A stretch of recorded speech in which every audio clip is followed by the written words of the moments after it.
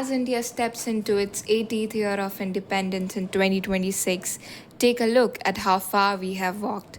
Look at what this soil has produced. We are no longer just looking at the stars. Our space program is reaching deep space, mastering autonomous space docking, and proving Indian engineering to the entire world. Our athletes are dominating global arenas, from Commonwealth champions redefining what Indian women can achieve, to both our men's and women's cricket teams raising the World Cup trophies high.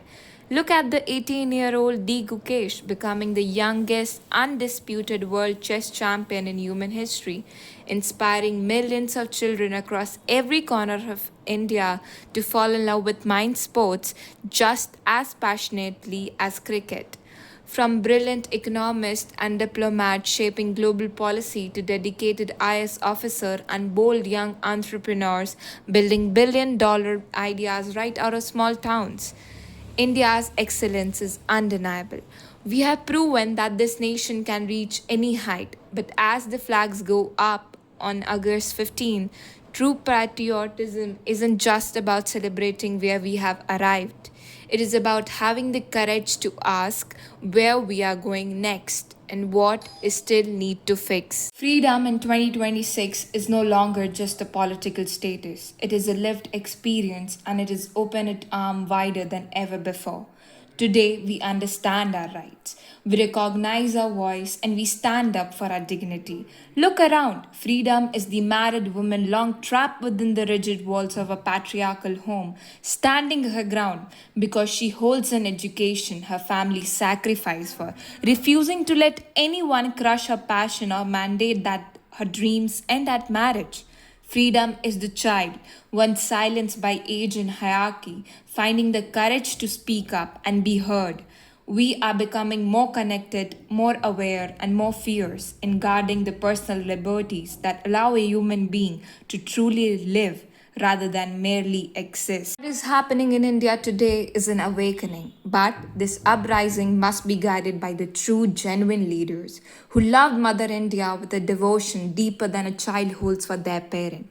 Leaders who fought until their very last breath without asking for power in return. Think of Swami Vivekanand, who envisioned an India built on an education that does not merely accumulate facts but builds character, strength of mind, and man making abilities. Think of the timeless courage of Chhatrapati Shivaji Maharaj, Rani Lakshmi Bai, and Veer Kuwar Singh, warriors who refused to bow down when others accepted servitude as fate. Today, our youth carry that exact same blood. When young students take to the street demanding education reform, calling for fair system, and questioning their elected representative, do not dismiss them under trendy labels or call it a Gen Z protest. This is a youth uprising.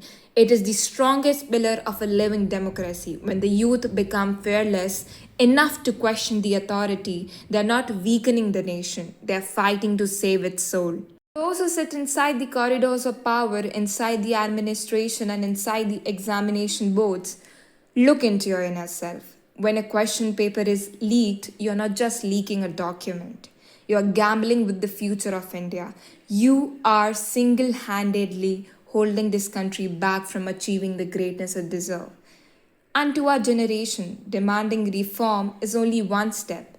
It is our absolute duty to fix what is broken. Do not go to foreign university only to look back and say, back in my country, the system is flawed. If it is flawed, it is our damn duty to come back and rebuild it.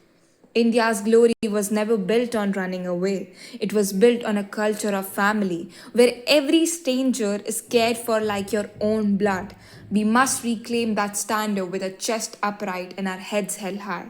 Because let us speak the uncomfortable truth. 80 years of independence and a woman is still afraid to walk down the street at night.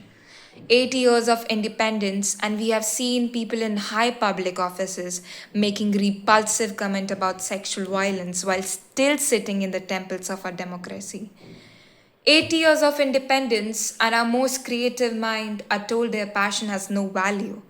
80 years of independence, and politicians are treated like lords, while an ambulance carrying a dying citizen is halted in traffic just to let a VIP convo pass?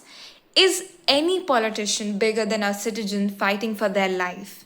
80 years of independence, and a young person sitting at home still feels that corruption has consumed every layer of governance. Yet, despite the pain, we still believe that our Bharat will rise again. So, on this 80th year of Independence Day, let us stop the performative celebration for a moment. Let every single one of us sit down and truly analyze who we are, where we came from, and where we are heading. True love for this nation does not mean pretending it is perfect. It means loving Bharat enough to accept its wants and working relentlessly to heal them. Let us not forget what freedom cost, and let us not take for granted the blood, sweat, and tears of those who gave this land to us. This country belongs to the dreamers, the doers, the truth tellers, and the builders. Let's stop waiting for leaders and start becoming the nation we were always meant to be. Jai Hind. तो क्या ऊपर से भारत कैसा दिखता है आपको? जी मैं बगैर किसी झिझक के कह सकता हूँ कि सारे जहां से अच्छा दिखता है।